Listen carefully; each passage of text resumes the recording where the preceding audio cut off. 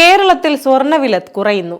ഗ്രാമിന് 20 രൂപ താഴ്ന്ന് 7100 രൂപയിലെത്തി. 160 രൂപ കുറഞ്ഞ് പവൻ വില 56,800 രൂപ. 2 ദിവസമായി മാറ്റമില്ലാതെ നിന്ന ശേഷമാണ് ഇന്ന് വില കുറഞ്ഞത്.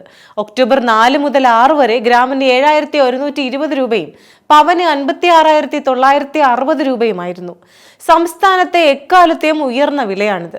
18 കാരറ്റ് സ്വർണത്തിനും ഗ്രാമിന് 15 രൂപ കുറഞ്ഞ് 5870 രൂപയിലെത്തിയിരുന്നു. വെള്ളി വിലയിൽ മാത്രമാണ് മാറ്റമില്ലാതെ തുടരുന്നത്. രാജ്യാന്തര വില കുറയുന്നതിന്റെ അടിസ്ഥാനത്തിലാണ് കേരളത്തിലും വില താഴ്ന്നത്. അടുത്തിടെ ഔൺസിന് $2,685 എന്ന സർവകാല റെക്കോർഡിലെത്തിയിരുന്നു. എന്നാൽ ഇന്ന് $2,648 രാജ്യാന്തര വില. അമേരിക്കൻ സമ്പദ് വ്യവസ്ഥ മെച്ചപ്പെടുന്നു എന്നതിന്റെ സൂചനകളാണ് സ്വർണ്ണവിലയുടെ കുതിപ്പിനെ പിടിച്ചുകെട്ടുന്നത്.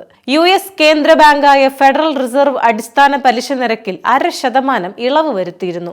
പണപ്പെരുപ്പം കുറഞ്ഞത് പരിഗണിച്ചായിരുന്നു ഈ ഇളവ്. അമേരിക്കയിൽ തൊഴിലവസരങ്ങളും വേതന നിരക്കും മെച്ചപ്പെടുകയാണ്. ഇതോടെയാണ് സമ്പദ് വ്യവസ്ഥ ഉണർവിലേക്ക് കയറിയത്. സ്വർണ്ണ നിക്ഷേപ പദ്ധതികളിലേക്കും കൂടുതൽ നിക്ഷേപം എത്തിയിരുന്നു. നിക്ഷേപം ഉയർന്നതുകൊണ്ട് കഴിഞ്ഞ ആഴ്ചകളിൽ സ്വർണത്തിന് വിലക്കുതിപ്പുണ്ടാക്കിയതിന് പ്രധാന കാരണമാണ്. എന്നാൽ US ഫെഡറൽ റിസർവ് പലിശ കുത്തനെ കുറയ്ക്കാൻ സാധ്യത മങ്ങിയതോടെ സ്വർണ്ണവിലയുടെ കുതിപ്പിനെയും ബാധിച്ചിരിക്കുകയാണ്. US ഡോളറിന്റെ മൂല്യവും കടപ്പത്ര ആദായ നിരക്കും മെച്ചപ്പെട്ടു തുടങ്ങിയതും സ്വർണത്തിനെ പ്രതികൂലമായി ബാധിക്കുന്നു. അമേരിക്കയുടെ കഴിഞ്ഞ മാസത്തെ പണപ്പെരുപ്പ കണക്ക് അടുത്തയാഴ്ച അറിയാനാകും.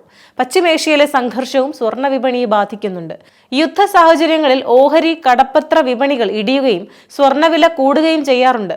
ഇന്ത്യയിലും ചൈനയിലും ഉത്സവകാല ഡിമാൻഡ് കൂടുന്നതിനും സ്വർണ്ണവിലയെ ഉയരത്തിലേക്ക് നയിച്ചേക്കും. സ്വർണത്തിന് പ്രതീക്ഷിക്കാനാവാത്ത വിലകൾക്കാണ് ഇനി സാധ്യത.